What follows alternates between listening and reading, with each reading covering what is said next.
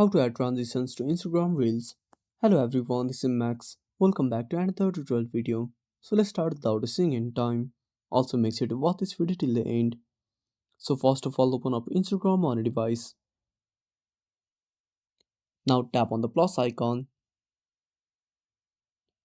Now simply tap on Reels. Now tap on the camera icon. Now record your video. Now to record the video, simply tap on next. Now simply tap on edit video. Now tap on the I button between two clips. Now select the transition you want to add. Now tap on done.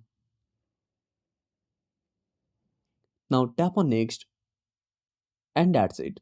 Thanks for watching. Make sure to subscribe our channel and hit the bell icon. See you in the next video.